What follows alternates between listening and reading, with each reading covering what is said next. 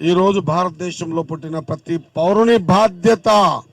బాపు అంటే గాంధీ, తాత అంటే గాంధీ జీ, అంటే బాపూజీ అంటే అణువణువున రక్తంలో మరుగుతున్న ప్రతి యువకుడు కూడా ఆలోచన చేస్తాడు, ఏమైపోతుంది ఈ దేశంలో. ఓనాడు గాడ్సే పేరు చెప్పి గాంధీ తాతను గాడ్సే చంపితే ఈ రోజు గాంధీ తాత పేరు తీసి వీళ్ళు కూడా చంపుతున్నారన్న ఆక్రోధనతో యువకులంతా ఉన్నారన్న విషయాన్ని గ్రహించవలసిందిగా నేను ఈ వేదిక ద్వారా తెలియజేస్తా ఉన్నా. బాపు అద్దాలు కావాలి స్వచ్ఛ భారత్ కి. ఆ అద్దాలు లేకుంటే స్వచ్ఛ భారత్ ప్రోగ్రామే సక్సెస్ కాదు. బాపు ఘాట్ దగ్గర పోయి నమస్కారం చేయకపోతే భారతీయులు ఎవరిని కూడా యాక్సెప్ట్ చేసే పరిస్థితి లేనప్పుడు అది కూడా కావాలి. ఆ రోజు కాంగ్రెస్ పార్టీ హయాంలో మారుమూల పల్లెల్లో ఉపాధి లేక వాళ్ళ జీవితాలు కొట్టుమిట్టాడుతూ ఉంటే వాళ్ళందరికీ కూడా 100 రోజుల పని కల్పించాలా.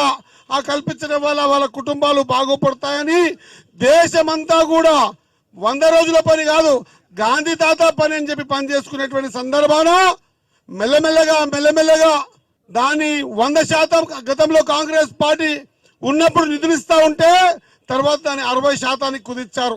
40% మన స్టేట్ గవర్నమెంట్ మీద పెట్టారు. ఇప్పుడు ఏకంగా బాపూజీ పేరే మారుస్తా ఉన్నారు. ఇంతకంటే దుర్మార్గం ఇంకొకటి ఉండదు.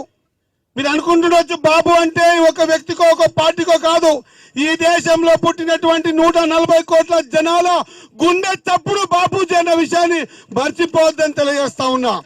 ఒక్కసారి గుర్తుపెట్టుకోవాలి. సామెత అంటారు ఏమని, जब गीदड़ की मौत आती है तो शेर की तरफ भागती कहते. इनका भी मौत आने का टाइम नजदीक आ गया, इसलिए बापूजी के नाम से लगा लिए. खबरदार याद रखना, खबरदार याद रखना, अगर बापूजी का नाम अगर उपाधि हम इसे निकाले तो हर नौजवान, हर बुढ़ा, हर बच्चा आके कदम कदम मिला दे के जब तक आपको नहीं उतारे तक हम कुछ सोचेंगे नहीं, पीछे कदम हटेंगे नहीं. ఈ విషయం గుర్తుపెట్టుకొని నడవాల్సిందిగా కోరుకుంటూ